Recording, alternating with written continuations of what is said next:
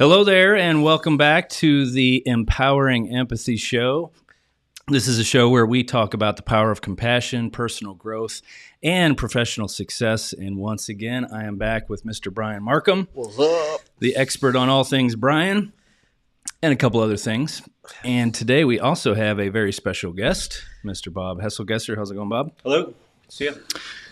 How's it going today, guys? It's going good. It's going good. Good. Should be outside right now as opposed to sitting in here. It's Yeah. nice and sunny. Fall is upon us. The leaves are changing. Yes. Not looking to raking them, but looking forward to it. But Bob and I are scheduled to take a little bike ride tomorrow, right? Yeah. And then it's supposed to rain, but today we should be out there right now. Oh, well. It Oh, is good. what it is. It is. Business comes first. yes, business. Speaking of business, today we are talking about Fortune 500 companies and what they are looking for in vendor supplier partners. Yeah. So, Bob, being the expert in that area, graciously decided to join us today. So, thanks again for joining us. Yeah, happy to be here. Yeah. So the reality is that, when there's a training that I give for newbies that come into Golden, I call it the line of sophistication around understanding what IT consulting is really about. And people, see these big names like PwC and Deloitte and Accenture, and then you got these other companies that are in the regional size shops, and then you got the small mom and pops. And so people coming into our industry into the industry really don't understand why companies need us, and they don't understand, well, why don't you just go hire a bunch of new full-time employees? And so Bob hails from the far other side of the spectrum of sophistication. He's much more sophisticated than I am. But if you take a look at the line, if you look, if I had a whiteboard behind me, I'd draw it up. But on the far left side, you've got what I call the mom and pops. It's a husband, wife, maybe it's 3 or 4 people, maybe it's 5 or 6 people sitting in an office, sitting in a front room, sitting in a basement, where they are filling needs on an individual resource basis for their clients. And they'll hit SMBs all the way up to the Fortune 20s. Then on the other far side is where people come in and take over departments of organizations, or they take over huge multi-million-dollar projects and they own the deliverables of that. And then somewhere in the middle, you have, as you go from the left to the right, you start up and you get into the whole staffing space. So you're not just headhunting. Now you're providing people consulting, time and materials basis, very sophisticated skill sets. And then as you go up into the sophistication, hopefully, we are now understanding the domain, the industry domain that we're working in, and maybe offering more of a turnkey solutions or pods of people or deliverable-based statement of work stuff. But our goal, Golden's goal at least, is to become kind of that regional replication of some of the bigger shops someday. Sometimes using a large national firm is very expensive, and a lot of shops don't have a big enough budget or projects to do that. So Bob hails from that really far right side of sophistication. You're a retired partner of PwC. You want to tell us a little bit about yourself? Yeah, that's right. So I spent most of my career with PwC, started right out of school out in Nebraska, and worked in about 6 or 7 different cities across the Midwest, New York City when I was in our national office, and the Southeast towards the latter part of our career. Most of that was in the financial space, but the last 5 or 6 years was really almost all consulting and across the board. I had a few different roles where I was, helping people implement things like the new leasing standard, which was a really big deal. And there's an IT piece of that. There's a process piece of that, controls and accounting. And then on some accounts, I was what we call a global relationship partner. So kind of looking over an account kind of on a global basis across all the different disciplines and the different services that we're providing to them. As we go through that, and then kind of a team, across the world, wherever that company may be. And we played a little bit in all of that space. I mean, there were clients where we did what I would call staff augmentation. They're just down a couple of people and need some specific expertise. We've got it. we would put those people in kind of two different flavors. One would be a really deep specialist who knows the area inside and out, or just a staff person to help out. We've got shared service centers around the globe, so you can play the wage arbitrage a little bit. Most of my work would be in what I'd call the project space. It's like I've got a specific thing I got to have happen in a certain period of time, and then me as the client, I'm going to take it over after that. So the lease one's a good example, or when Sarbanes-Oxley came out.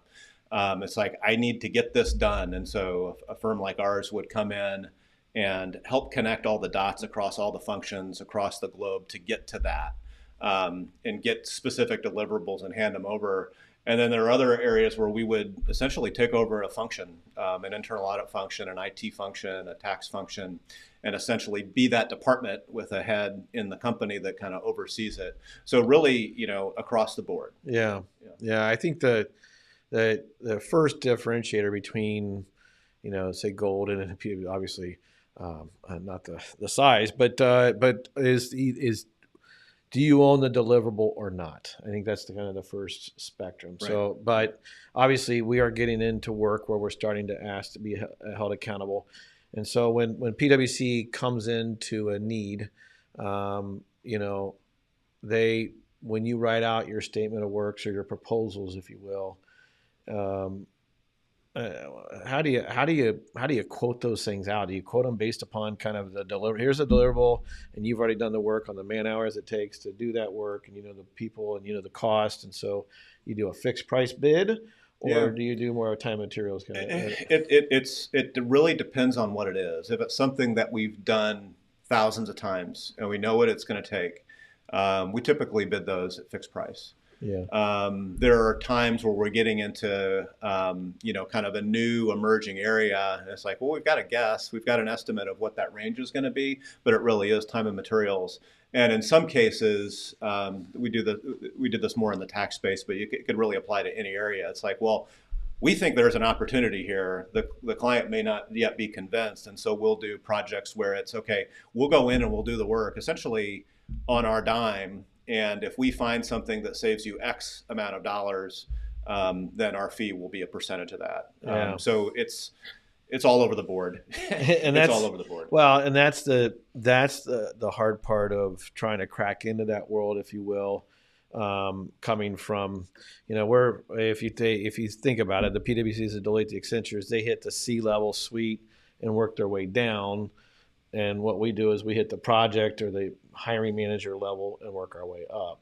And so cracking into that world and competing against big shops is their muscle that they can put in before they win the project oftentimes, right? Right. Yeah. And so I've gone against HP at Procter & Gamble before and other places, and they're like, well, HP is willing to throw $50,000 at a proof of concept. Are you guys willing to do that? And I'm like, well, holy crap, that would take like 6 months of one person billing to cover that cost, And so I've been burnt selling statement of works where they're deliverable based proposals. Yeah. The beauty of it is PwCs of the world have so many of them that if they get burned on one or two, they have 10 or 12 that are. Yeah, because you do take on a lot of risks because you're taking on ownership of that deliverable and the risks that go along with it. And, some things you can pass along, but at the end of the day, you said you do it for X and you're going to do it for X. And, I've had projects that have lost money, that are not made as much as I would like, and projects that are on the other side of that. So basically you guys have a lot more powder in the kegs than we do. And that's the difference. But at the same time, it definitely is. It's a stickier revenue, isn't it? Like, once you build that business solution, don't you have a lot more value than here's a body? Yeah, I think particularly if it's kind of recurring projects where you need the same type of thing in different areas. If it's deals related, and I did a lot of things in the deal space where it's M&A. You've got kind of a replicable process. There may be some clients where they only do one big deal. And that's the only one they're doing with you. I had one client where it's kind of like a rinse and repeat. It's like, okay, we're going to go with each company that we're looking at is different. And so what you have to do is a little bit different, but kind of the process behind it looks pretty similar. And so that becomes sticky because it's like, well, I know what these guys are going to give me as a client, so I'm going to do it again. You get into some other areas that are kind of one-off, some new regulatory change that somebody's only going to need once. It's sticky if you perform well and they trust you enough to do the next thing well. Yeah. Right? Yeah. And to your point, what I heard there is what smaller shops trying to grow don't have yet is reusable components, if you would. Yeah. So if you do a particular solution at a similar industry or similar modeled of a need, whether it be M&A, mergers and acquisition, there's a playbook already developed by somebody else at PwC or some methodology or process that's been created that you can come in and say, look, customer, here, this is what we've done at XYZ company. Been there, done that. Let us handle it. And a lot of times we'll actually partner with smaller entities, be it in the accounting space where you want somebody who's actually like hands on keyboard. We don't really do that. We do things that are more around kind of the planning on what that's going to look like, and the same thing would apply in the IT space. But we have partnerships with other entities that will do that. Maybe they do it at a better price per hour and that type of thing. Sure. And you get kind of a trusted relationship where you can, we might be the prime, and they would be the sub. So we're the ones that are kind of on the hook, but they're on the hook with us. Sure. That works pretty well in many cases. So I think what my advice to outfits that are really trying to tip their toe into deliverable based, or for instance, at our big customer here, that large grocery store in Cincinnati, there's a lot of IT staffing companies that come after them wanting to get on the statement of work master service agreement because they want to sell solutions. They don't want to just sell bodies. Yep. And my advice to them and to ourselves is don't try to be something that you're not. Don't try to compete against the big shops. Try to find ways to add value around and supplementing or augmenting the PwCs or the Accentures or the Deloittes. If you're going to do something that's project based, you got to have a really high level of confidence that you can deliver on that. Yes. Because if you can deliver on it, then it's awesome, and it kind of gets you to that next level. Yeah. But if you stub your toe, you're not coming back. Bye. You're done. Yeah. Yeah. That's the reality is, and let me say, and I hate to say it this way, but 90% of the times when you don't deliver, it's not your fault. The client's requirements constantly change, man. Absolutely. And especially the bigger the shop, the more painful it is to work with them. Because it is the requirements that you gather and that you write your statement of work on, or you write your proposal on, 3 months later, it is freaking completely different, and that's the hard part, is trying to have built in and overly communicated through that process. Like, hey, this is your changes. This is not ours. And, when you get a smaller outfit trying to push that against a C-level at a big Fortune 20 grocery store, they're not going to. And managing that process is so important, because I've, learned the hard way. You come in at the end and talk about that, it's not going anywhere. Yeah, it's like, well, I appreciate what you're saying, but you didn't tell me soon enough. Yeah, you should tell that 2 months ago. So you got to get in early and talk about some of those challenges in a way that you're not going to make somebody mad. Right. Right. So overall, my advice is trying to get into the statement of work stuff, to get into where you own the deliverables.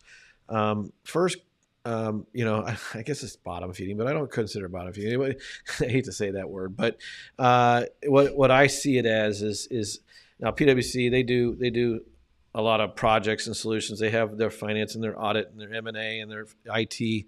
But a lot of companies will come into organizations to do implementations or integrations of new software or new technology or new solutions, whether it be an ERP solution or putting in new point of sale systems or some large, gigantic project that this Fortune 500 doesn't want to risk the success of that on a regional outfit. They want to go spend the $250 an hour PwC people to build it.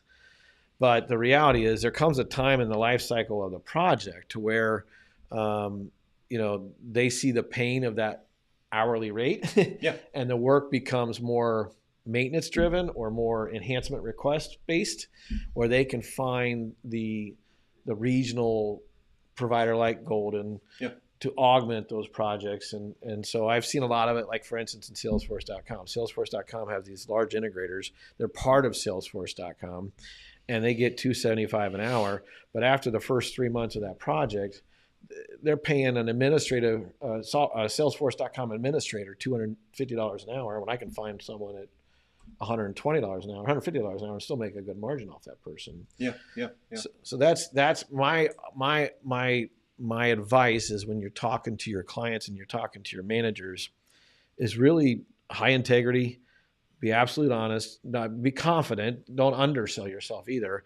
But at the same time, tell them, make them aware of these future pain points that they're going to have if they use these large integrators or these large projects, and how you can release some of that pain by providing that local source. Then you have those resources in that client. They're building their domain knowledge of that client and that industry and that technology.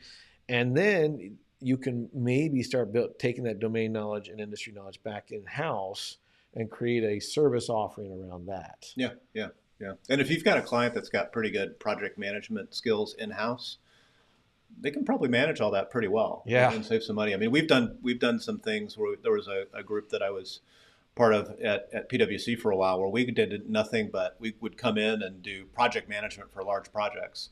The client would hire all the functional specialties, the IT, the whatever, but we would be the folks that would help people, drive accountability and that type of thing. And that seemed to work pretty well. And then, the hope is always that the client can then build that stuff in-house. But depending on how many big projects you have, it may not make sense to hire somebody to do that, hire somebody full-time because there's just one project, and then what are you going to do with them? Right. And that's where all this stuff comes into play on why you would even use somebody on any end of the spectrum or not. Why not just hire them? I mean, the fact of the matter is, if you're only going to go through, one regulatory change or one system conversion, what are you going to do with those bodies once you move on? That's the kind of the win-win of consulting in general. Yeah, there's two reasons why you use anybody on that spectrum of sophistication, as I call it. One is because the demand for the resources comes and goes so fast that you would be in a HR nightmare. Hiring and firing people so quickly and trying to recruit that domain expertise and knowledge that fast. Good luck. Right. Where in-house they have that people, and the second reason is and what I have found is usually those dollars come from two different budgets. So instead of a personnel budget, it comes from a project budget. So the IT department gets the money from the sales organization, or gets it from the operations, or gets it from manufacturing. So that money is the internal customer, the IT department, the finance department. They get that money from the other internal department, and they have that to spend. But once that money's gone, they have to get rid of the people. So hire consultants. Right. And so that's the way Wall Street loves to see it too, because they like to see the fixed cost of organizations as low as possible, and these are considered more variable costs. Right. I think that tell us a little bit. How did you tell us a little bit? I know you came right out of college and went into PwC, didn't you? I did. Yeah. So I'm first generation college educated, and coming out of high school, I took one of those aptitude tests, and it's like, what, you're kind of good with math, maybe engineering or maybe accounting. Accounting. And I didn't really know. Both my sisters started in accounting and went on to something else, and then they started talking about, well, here's the pay and here's the trajectory. It's like, well, I'm gonna give this a shot. My incoming goal was spend a couple of years there, get my CPA, go work for a company. But the more I was in it, I loved getting inside, seeing different companies and how they work, and kind of taking that knowledge and that expertise on best practices and taking into other companies. And I was just really energized by that. It started out in the tax space and the audit space, but then it quickly turned into deals and projects and IT and all that kind of stuff. And it was a really fun place to spend a few decades. So, and now, I retired in 2020, so I'm doing board work, working with Brian here on Golden Technology and a few others. I also spent some time with a local angel capital company, kind of investing in the next disruptive IT technology, and that's been kind of fun. helping these entrepreneurs with great ideas, but they're kind of learning business acumen and kind of helping through that has been energizing. So the pimply face, Mountain Dew drinking, pizza eating kid that's got a great idea, but a kid or some 60-year-old guy who's seen it 100 times and is realizing, hey, I can build a better mousetrap. That's right. So, that's right. Yeah. No, I you saved my you stole my thunder at the end, because what I was going to say is Bob I've been ridiculously blessed to have him join our board, and the advice and the counsel and the wisdom. And we both attend the same church, so we are both faith-based guys. And just the fact that we've been able to hold each other accountable from a Christ follower standpoint, it's been a blessing to have you in my life the past couple of years. We met. Well, our kids went to school together for years, but we really didn't get to know each other until 2020, when you were you had just retired from PwC, right? That's right. Yeah. We were doing that's where we got this word. We did this thing called Unique, which is a 2-weekend kind of, I call it like 4 weeks, 5 weeks of therapy in 2 days, where you drill down and find out who you are. And so the first weekend you come away with 2 words that describe kind of your mission or your purpose in life. And that's where mine came from, was empowering empathy. What were your 2 words? Encouraging excellence. Encouraging excellence. And that is exactly what a consultant does. Seriously, I mean, that's what you do. So it's been an absolute blessing, and I challenge folks. The other route that we've tried to get into, going back to the whole statement of work, own the deliverable, not own the deliverable. What we would really love to get to is a model where we provide the pod of the people. So we provide them 4 or 5 developers, maybe a 1 or 2 QA, maybe even a Scrum Master or product owner. But then the deliverable is owned by the client. And that way we still get paid time and materials, because to your point, if you don't have a really good program project manager, you're going to get eaten alive when fixed price bids on statement of work stuff. And it's not always I lived that world for about 5 years to Procter & Gamble. And you would make good money and the revenue is sticky, but to your point, man, you screw up one deal, you got a whole chunk of that organization that doesn't like you. Yeah. Particularly if it's the first one you're trying. If you've got kind of some invested capital, and what I mean by that is you've actually been there and been doing good work for the whoever your client is for a long period of time. Yeah. And you have a couple of misses. I mean, stuff happens. Right. And you kind of move past that as long as everybody learns from it and knows how to tackle things again. But if it's your if it's your first dip in the water, it's high stakes. And you just gotta make sure you can deliver. Yeah. That's why, candidly speaking, the staff augmentation side, it's profitable.